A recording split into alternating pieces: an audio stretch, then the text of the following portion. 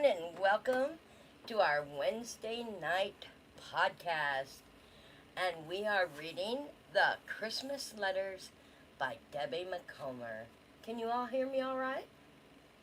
Let me know in the comments if I'm coming through.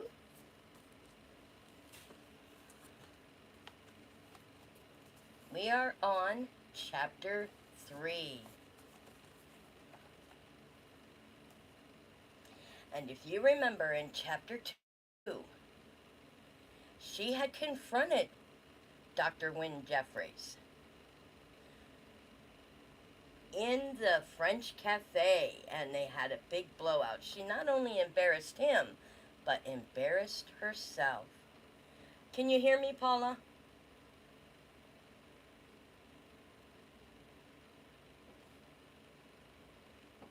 Set my comments up so I can see your guys' comments. Put my other phone right here. Okay.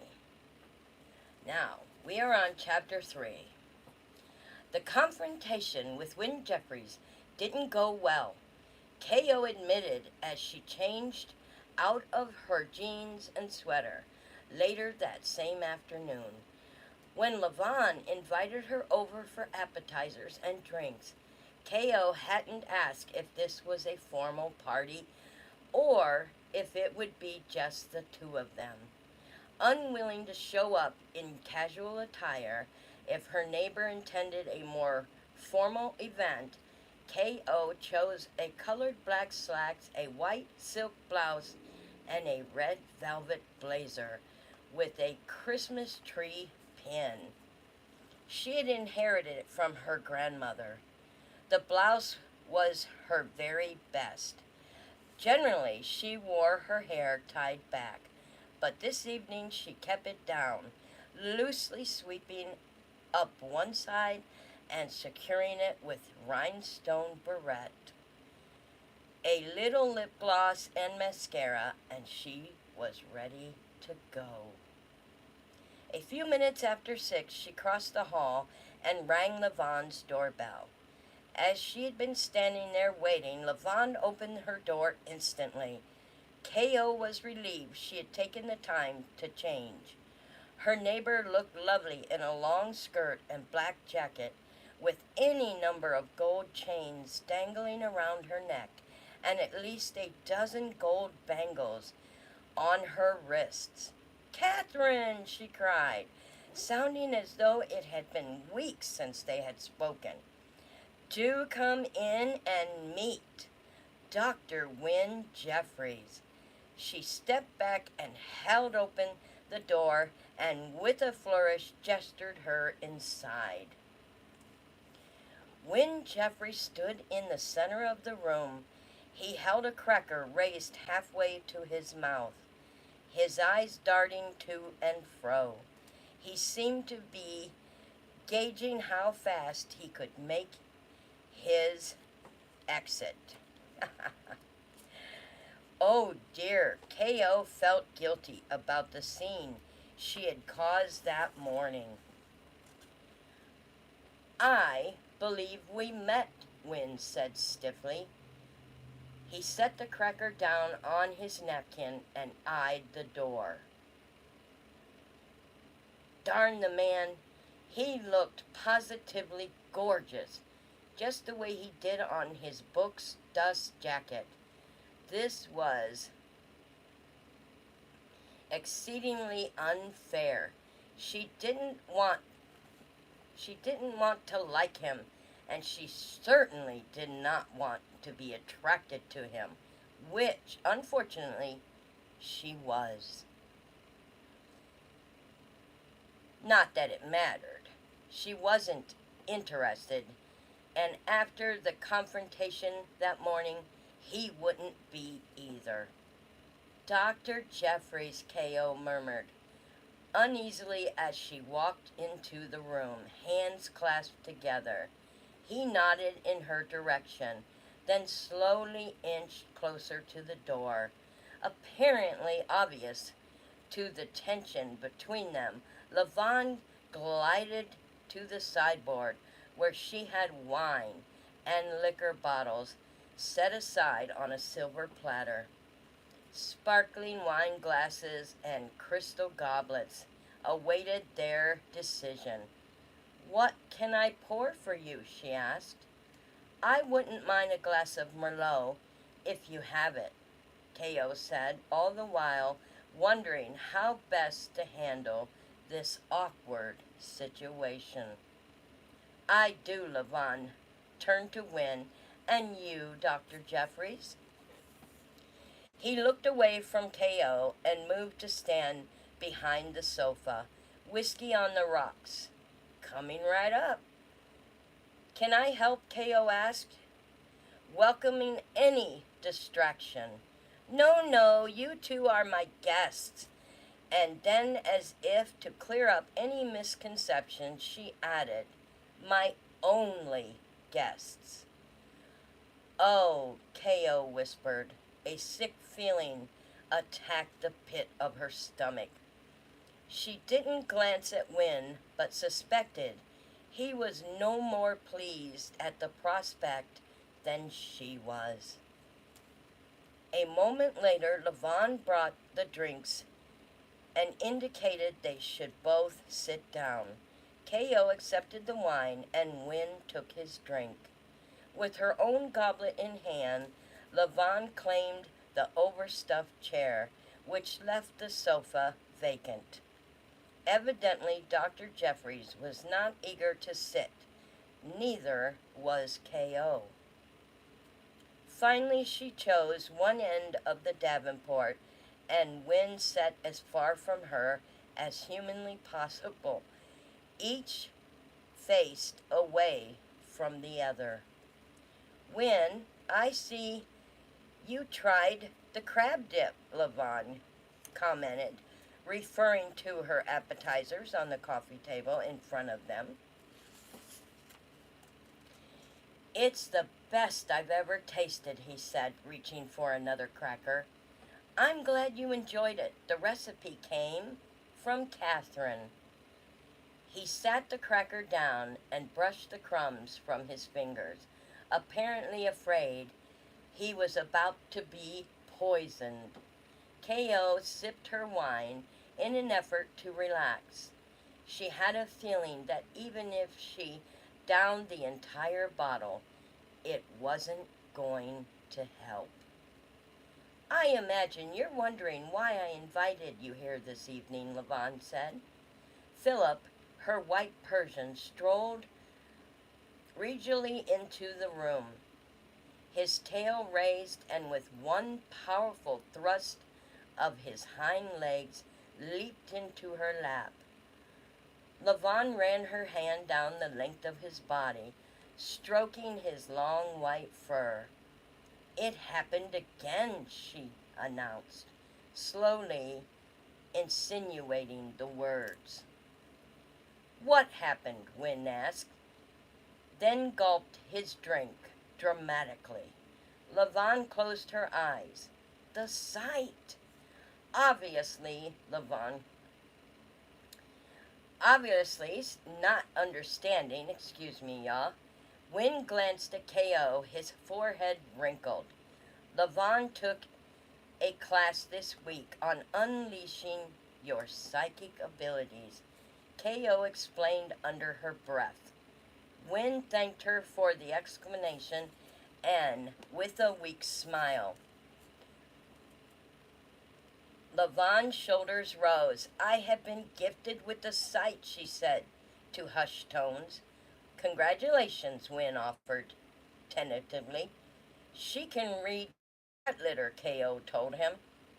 "That's not all," Levon said, raising her one hand. "And it happened again this morning." "Not with the litter box?" Ko asked. "No." A distant look came over Levon, and she fixed her gaze on some point across the room. Peering over her shoulder, Ko tried to figure out what her neighbor was staring at. She couldn't tell unless it was a small decorated Christmas tree. "I was eating my Raisin Bran, and then, all of a sudden, I knew." She turned slightly to meet K.O.'s eyes. The bran flakes separated, and that was when 2 raisins bobbled to the surface. You saw the future, K.O. asked.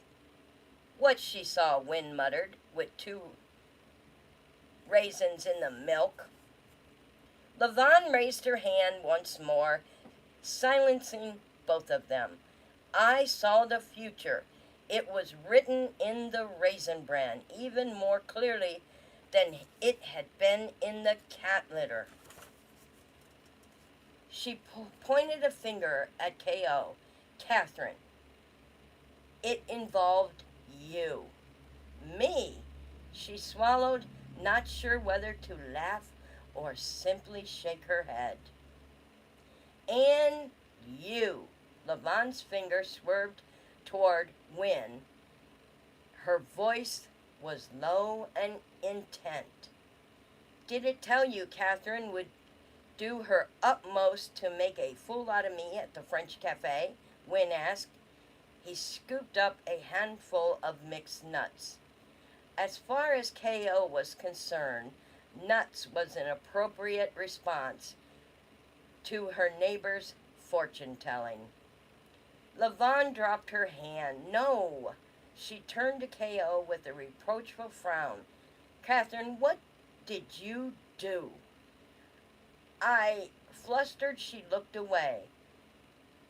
Did you know Dr. Jeffrey doesn't believe in Santa Claus? There it was, in the open now. My dear girl, Levon said with a light laugh. I hate to be the one to disillusion you, but there actually isn't a Santa.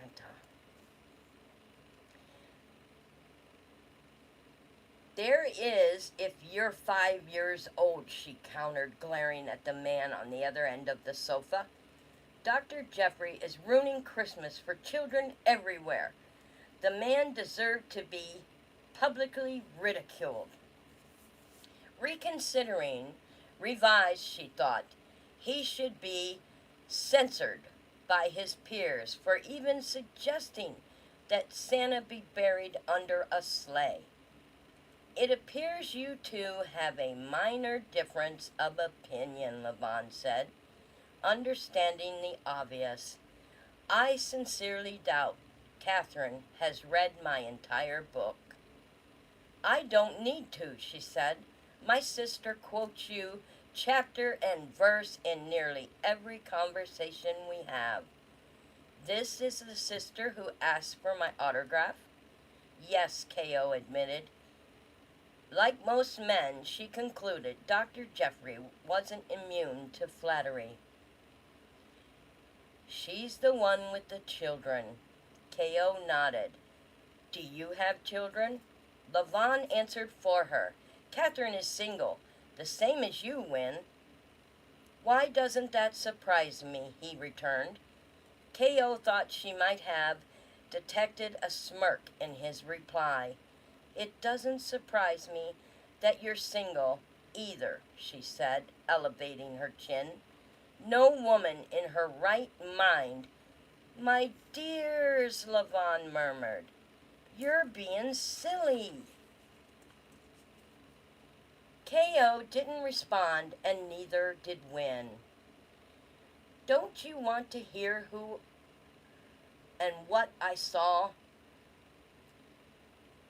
Philip peered contently at Levon, continued to stroke his fluffy white fur. The future came to me, and I saw. She paused for effect. I saw the two of you together. Arguing, Wynn asked. No, you were in love, deeply, deeply in love. K.O. placed her hand over her heart and gasped. And then almost immediately that remark struck her as the most comical thing she had ever heard. The fact that Levon was reading her future, first in the cat litter and then Raisin Bran, was ridiculous enough. But to match KO with Win, it was too much. She broke in to peals of laughter, pressuring, pressing her hand over her mouth. She made an effort to restrain her giggles. Win looked at her curiously. Levon frowned. "I'm serious, Catherine." "I'm sorry. I don't mean to be rude. Levon, you're my friend and my neighbor, but I'm sorry. It'll never happen. Never in a million years." Wynne straightened. "Well, Catherine and I clearly don't see eye to eye on any number of issues. I tend to agree with her on this." Levon signed expressively.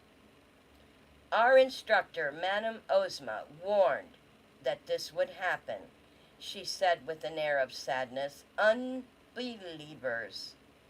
"It isn't that I don't believe you," K.O. rushed to add.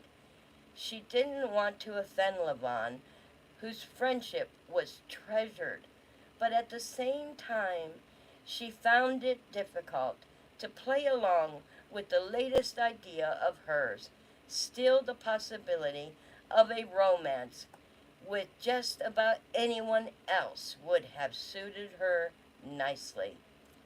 "When," Levon said, "may I ask how you feel about Catherine?" "Well, I didn't officially meet her until this morning." "I might have given him the wrong impression," K.O. began, "but—" "No," he said stiffly. "I think I got the right impression. You don't agree with me, and I had the feeling that for some reason you don't like me." "True. Well, not exactly. I don't know you well enough to like or dislike you." Levon clapped her hands. "Perfect! This is just perfect." Both K.O. and Wynne turned to her. "You don't really know each other, isn't that correct?" she asked. "Correct," Wynne replied. "I've seen Catherine around the building and on Blossom Street occasionally, but we've never spoken until the unfortunate incident this morning." K.O. felt a little flustered. "We didn't start off on the right foot." Then she said in a conciliatory voice, "I'm generally not as confrontational as I was earlier today. I might have gotten a bit carried away. I apologize." She did feel guilty for having embarrassed him, and in the process herself. Wynn's dark eyebrows arched as if to say he was pleasantly surprised by her admission of fault. "We all, at one time or another, say things we later regret," Levon said, smiling down on Philip. She raised her eyes to K.O. "Isn't that right, Catherine?" "Yes, I suppose so." "And some of us," she went on, looking at Wynne, "might make hasty judgments." He hesitated. "Yes. However, in this case—" "That's why," Levon said, interrupting him, "I took the liberty of making a dinner reservation for the two of you, tonight at 7:30, an hour from now." "A dinner reservation," K.O. repeated. Much as she liked and respected her neighbor, there was a limit to what she was willing to do. "It's out of the question," Wynne insisted. "I appreciate what you're doing," K.O. turned to Wynne for assistance. "I do as well," he chimed in. "It's a lovely gesture on your part. Unfortunately, I have other plans for this evening." "So do I." All right, K.O.'s plans included eating in front of the television and watching Jeopardy. And while those activities might not be anything out of the ordinary, they did happen to be her plans. Oh dear, Levon exhaled loudly. Chef Jerome Ray will be so disappointed not to meet my friends. If Wynn didn't recognize the name, Ko certainly did. You know Chef Jerome Ray? Of Jez Jerome? Wynn inserted. Oh, yes. I did his taxes for years and years. What most people don't realize is that Jerome is no flash in the pan. If you excuse the pun, in fact, it took him 20 years to become an overnight success. The Seattle chef had his own cooking show on the Food Network, which had become an immediate hit. His techniques and fresh seafood had taken the country by storm. The last Ko had heard, it took months to get a reservation at Chez Jerome. I talked to him this afternoon, and he said as a personal favor to me, he would personally see your dinner. Ah, Ko looked at Wynn and weighed her options. Dinner's already paid for, Levon said in an encouraging voice, and it would be a shame to let it go to waste. A nuked frozen entree and Jeopardy versus one dinner with a slightly contentious man in a restaurant that would make her the envy of her friends. I might be able to rearrange my plans, Ko said, clearing her throat. Normally, she was a woman of conviction, but in this circumstances, for a fabulous free dinner, she was willing to compromise. I think I can do the same, Wynn muttered. Levon smiled brightly and clapped her hands. Excellent! I was hoping you'd say that. With certain stipulations, Wynn added. Yes, Ko said.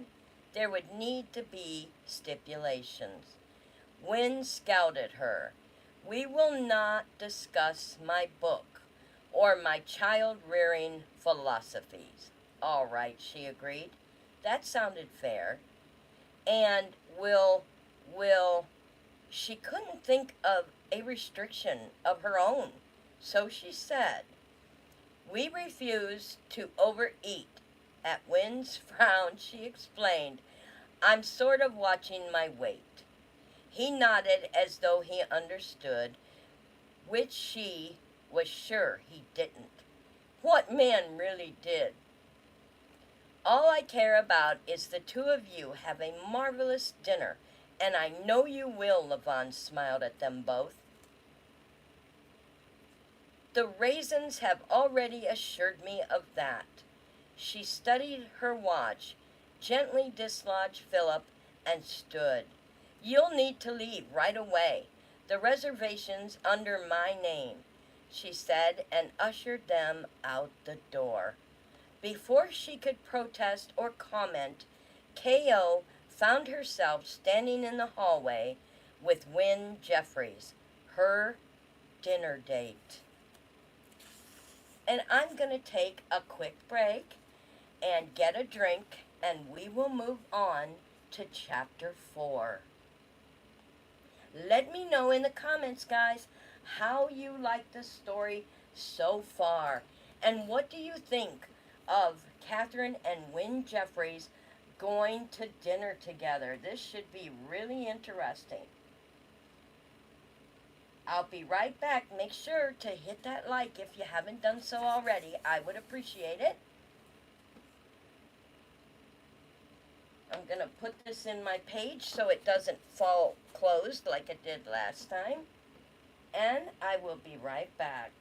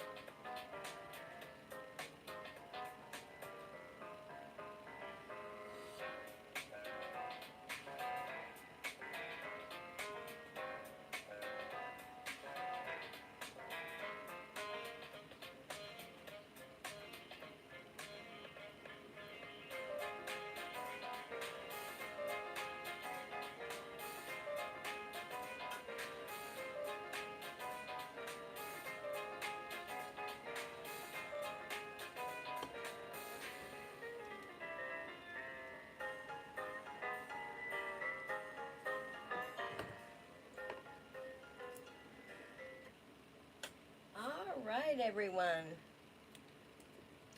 We are going to move into chapter 4. What do you guys think about Catherine going to dinner with Dr. Jeffries? Which way do you think the book is heading? I think we know, but we will find out. Let's move on. If nothing else, K.O. felt this dinner would afford her the opportunity to learn about Wynne.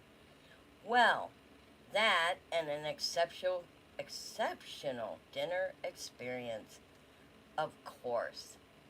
Something in his background must have prompted a child-rearing ideology that, in her opinion, was completely impractical and threatened to create a generation of spoiled, self-involved brats. Although she didn't have children of her own, K.O. had seen the effect on her nieces ever since Zelda had read that darn book. She was astonished by how far her sister had been willing to go to follow the book's precepts, and wondered if Zack understood the full extent of Zelda's devotion to the free child. Her brother-in-law was quite the workaholic.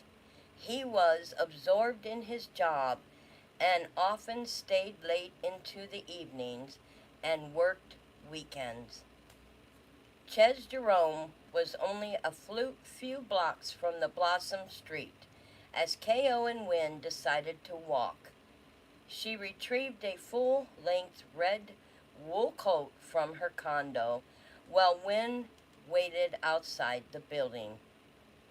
The moment she joined him, she was hit by a blast of cold air. A shiver went through her, and she hunched her shoulders against the wind.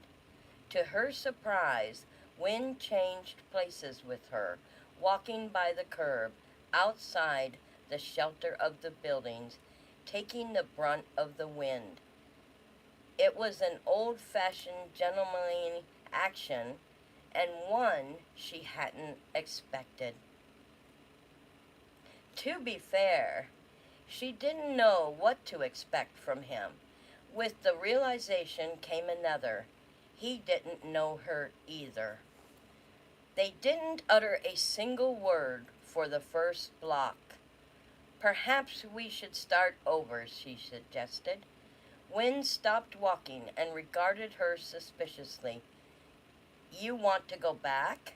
Did you forget something? No, I meant you and me. How so? He kept his hand, buried them in his pockets of his long overcoat. Hello, she began. My name is Catherine O'Connor. But most people call me K.O. I don't believe we've met. He frowned. We did earlier, he said. This is pretend. Did the man have to be so literal? I want you to erase this morning from your memory and pretend we're meeting for the first time.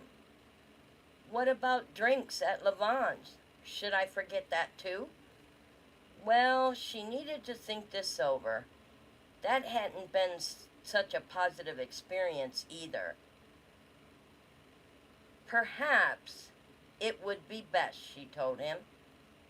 So if you want me to act like this is a blind date, he asked. A blind date, she repeated, and immediately shook her head. I've had so many of those, I need a seeing eye dog. He laughed, and the sound of it was rich and melodious. Me too. You, a man this attractive and successful, required assistance meeting women? You wouldn't believe how many friends have a compulsion to introduce me to the woman of my dreams. My friends say the same thing. This is the man you've been waiting to meet your entire life. 99% of the time, it's a disaster. Really, even you? He seemed a little shocked that she had had help from her matchmaking friends. What do you mean, even you? You're blonde? You're beautiful? I thought you were joking about those blind dates. She swallowed a gasp of surprise. However, if that was the way he saw her, she wasn't going to argue. He thrust out his hand. Hello, Catherine. My name is Jim Carey. She laughed and they shook hands. They continued walking at a leisurely pace, and soon they were having a lively conversation, exchanging dating horror stories. She laughed quite a few times, which was something she had never dreamed of she'd do with Win Jeffries. Would you mind if I called you Catherine? He asked. Not at all. Do you prefer Win or Dr. Jeffries? Win. I've heard absolutely marvelous things about Ches Jerome, she said. Not only that, some friends of KO's had recently phoned to make dinner reservations and were told the first available opening was in May. Levon is certainly full of surprises, Wynne remarked. Who would have guessed she had connections with one of the most popular chefs in the country? They arrived at the restaurant and Wynne held the door for her, another gentlemanly courtesy that made her smile. The psychologist wasn't what she expected after all. After hearing his theories about Christmas, she'd been sure he must be a real curmudgeon. But in the short walk from Blossom Street to the restaurant, he disapproved almost every notion she had had about him, or at least about his personality. His beliefs were still a point of contention. When Wynne mentioned Levon's name to the maitre d', they were ushered to a secluded booth. Welcome to Ches Jerome, the man said with a dignified bow. K.O. opened her menu and had just started to read it when Jerome himself appeared at their table. Ah, so you are Levon's friends. K.O. didn't mean to gush, but this was a real honor. I am so excited to meet you, she said. She could hardly wait to tell Zelda about this, even though her sister would be far more impressed by her meeting Wynne Jeffries than with Jerome. The chef in his white hat and apron kissed her hand. The entire restaurant seemed to be staring at them and whispering, wondering who they were to warrant a visit from the renowned chef. You won't need those, Jerome said, and he removed the tasseled menus from their hands. I'm preparing a meal for you personally. If you do not fall in love after what I have cooked, then there is no hope for either of you. Wynne caught her eye and smiled despite herself. K.O. smiled back. After a bit of small talk, Jerome returned to the kitchen. Once the chef had gone, Wynne leaned toward her and teased. He makes it sound as if dinner is marinated in love potion number 9. To emphasize the point, he sang a few lines from the old song. K.O. smothered a giggle. She hated to admit it, but rarely had she been in a more romantic setting with the elegant linens, flattering candlelight, and soft classical music. The mood was flawless, so was their dinner. All 4 courses.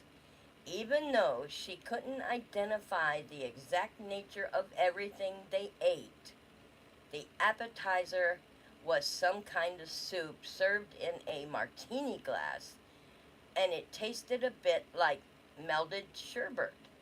Later, when their waiter told them the soup featured sea urchin, Ko considered herself fortunate not to have known.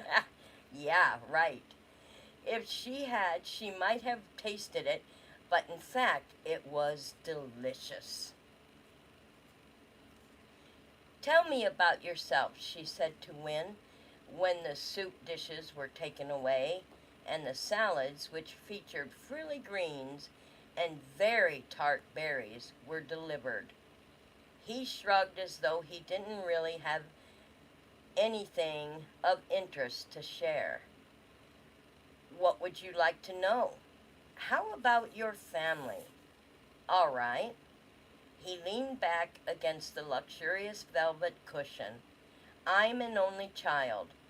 My mother died 3 years ago. My father is Max Jeffries.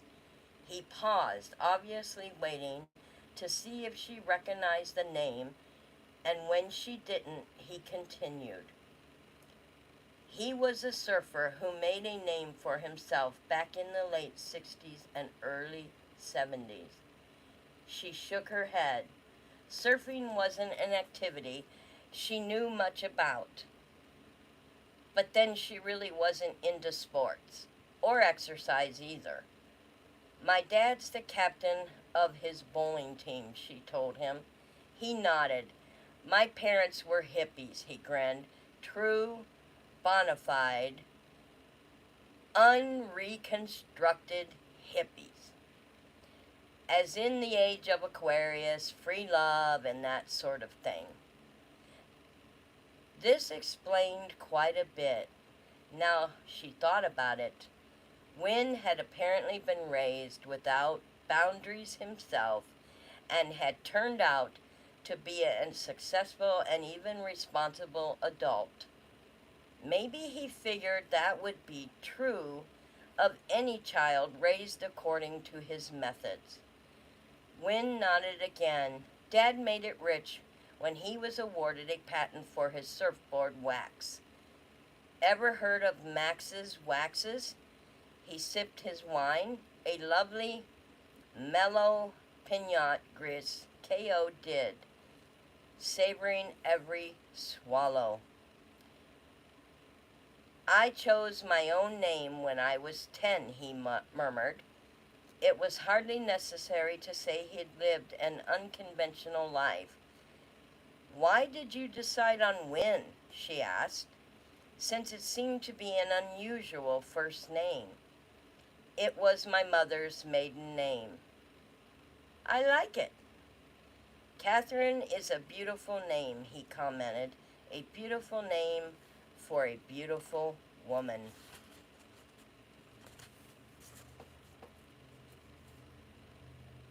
If he didn't stop looking at her like that, Ko was convinced she'd melt. This romantic rush was more intense than anything she had ever experienced.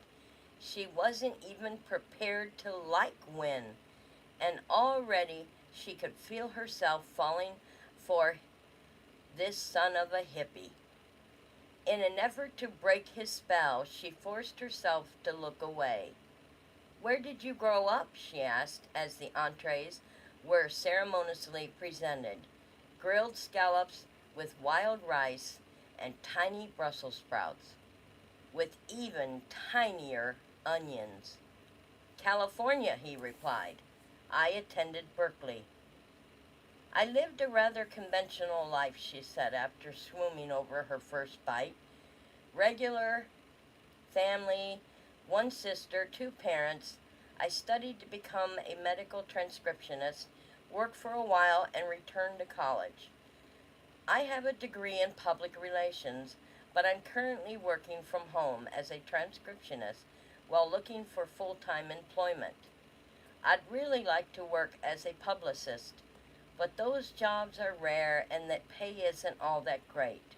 She closed her eyes. I think this is the best meal I've ever had. And she wasn't referring just to the food. He smiled. Me too.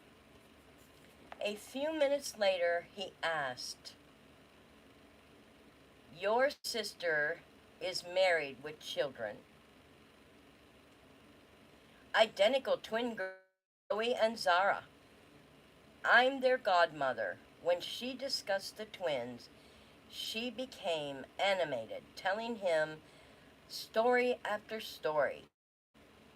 "They're delightful," she finally said. Dessert and coffee arrived, an unusual cranberry creme brulee in honor of the season, and cups of exquisite coffee. "So you like children?" Wynne asked when they were made serious progress with their desserts. "Oh, yes," she said. Then she added a qualifier, "especially well-behaved children." His eyebrows arched.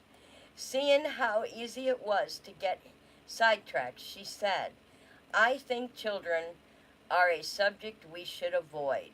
"I agree." But Wynn's expression was good-natured, and she could tell he didn't take offense.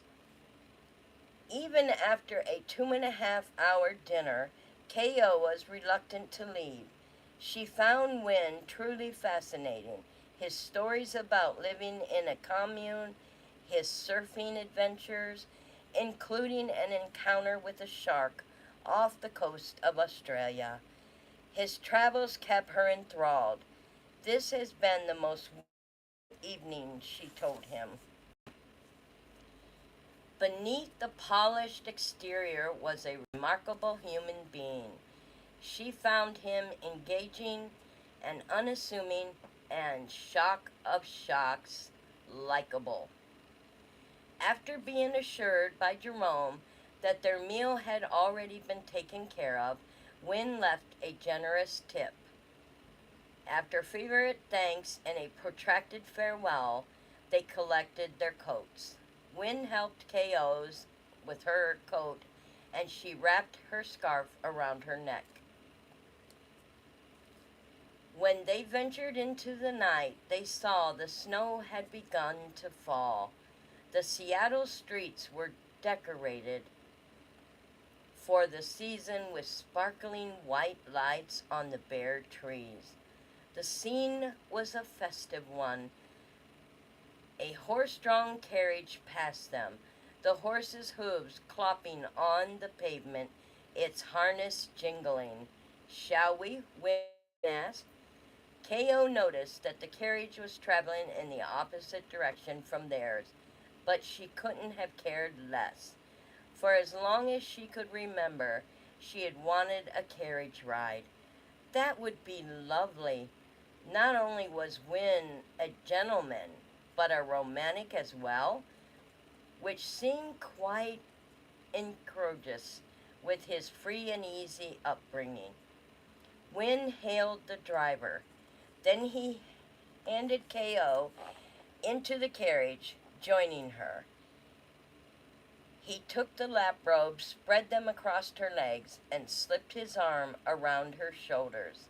It felt like the most natural thing in the world to be in his embrace. "I love Christmas," K.O. confessed. Wynne didn't respond, which was probably for the best, since he had actually put in writing that he wanted to bury Santa Claus. The driver flicked the reins and the carriage moved forward. "It might surprise you to know that I happen to feel the same way you do about the holidays." "But you said—" He brought a finger to her lips. "We agreed not to discuss my book." "Yes, but I have to know. then I suggest you read The Free Child. You'll understand my philosophies better once you do. Simply put, I feel it's wrong to mislead children. That's all I really said. Can you honestly object to that?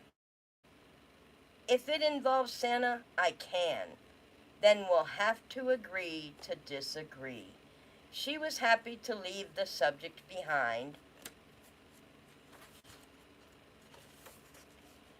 The evening was perfect.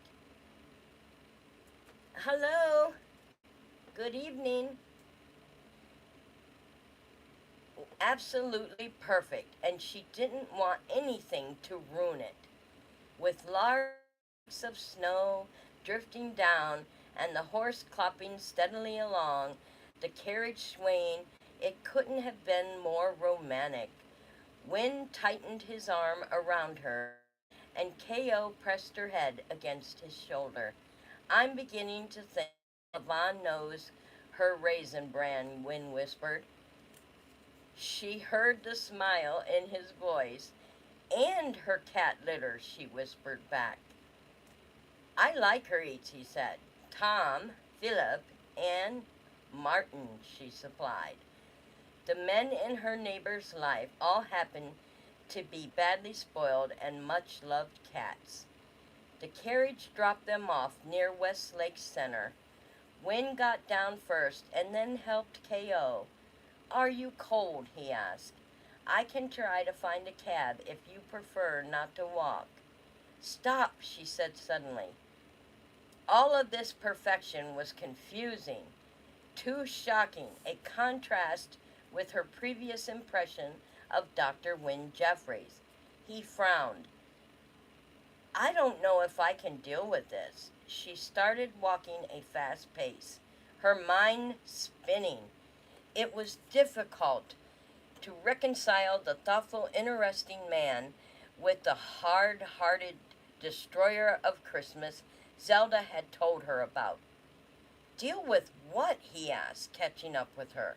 You're wonderful. He laughed. And that's bad? It's not what I expected from you. His steps matched hers. After this morning, I wasn't sure what to expect from you either. There's a big difference between the way you acted then and how you've been this evening. I didn't change. You did. I know, she looked up at him, wishing that understood what was happening.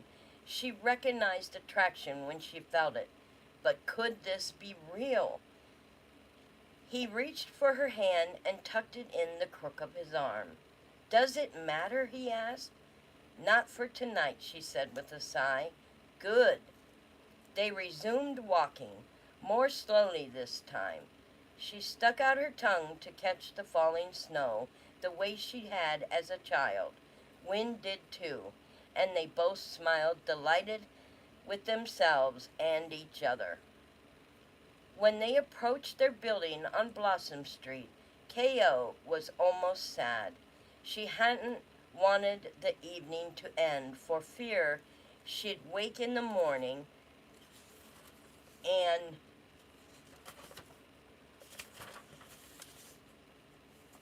discover it had all been a dream. Worse, she was afraid that she'd find out it was just an illusion created by candlelight and gorgeous food, an enchanting carriage ride. She felt Wynne's reluctance as he keyed in the door code. The warmth that greeted them inside the small lobby was a welcome respite from the cold and the wind. The Christmas lights in the lobby twinkled merrily as he escorted her to her door. Thank you for one of the most romantic evenings of my life, she told him sincerely. I should be the one thanking you, he whispered. He held her gaze for a long moment. May I see you again? She nodded, but she wasn't sure that was wise. When? K.O. leaned against her door and held her hand to her forehead. The spell was wearing off. I don't think this is a good idea. That was what she intended to say. Instead, when she opened her mouth, the words that popped out were, "I'm pretty much free all week." He reached inside his overcoat for a PDA. Tomorrow. Okay. How could she agree so quickly, so impulsively? Every rational thought told her this relationship wasn't going to work. At some point, probably sooner than later, she'd have to acknowledge that they had practically nothing in common. 6, he suggested. With her mind screaming at her to put an end to this, K.O. pulled out her day timer and checked her schedule. Ah, the perfect excuse. She already had a commitment. "Sorry, it looks like I'm booked. I have a friend who's part of the figgy pudding contest." "I beg your pardon?" "Figgy pudding is a competition for singing groups. It's a fundraising event," she explained, remembering that he was relatively new to the area. "I told Vicky I'd come and cheer her on." Then before she could stop herself, she added, "Want to join me?" Wynne nodded. "Sure, why not?" "Great." But it wasn't great. During her most recent visit with Vicky, K.O. had ranted on about Dr. Jeffries for at least 10 minutes, and now she was going to be introducing her friend to the man she'd claimed was ruining America, introducing him as her date. She had to get out of this. Then Wynne leaned forward and pressed his mouth to hers. It was such a nice kiss, undemanding and sweet. Romantic, too. Just as the entire evening had been. In that moment, she knew exactly what was happening and why, and it terrified her. She liked Wynne, okay, really liked him, despite his crackpot theories and their total lack of compatibility. And it wasn't simply that they had spent a delightful evening together, a charmed evening. No, this had all the hallmarks of a dangerous infatuation. Or worse, Wynne Jeffries. Who would have thought?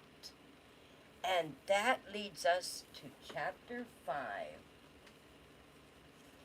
of the Christmas Letters. And this is our audio-video podcast, and we are reading Debbie McComer's Christmas Letters. And I want to thank you all for tuning in and being a part of our Christmas letter evening. And next week we will also see what's going to happen with Catherine and Wynne Jeffries in Chapter 5. Thank you for coming in. Thank you, Sarah, Paula. I appreciate it, and I don't think I can pronounce your name, but thank you too for coming in. And everyone, we will see you tomorrow on our live. We are having a live at 10:30 a.m. opening surprise bags. So be a part of that, 10:30 a.m. on Thursday. See you then.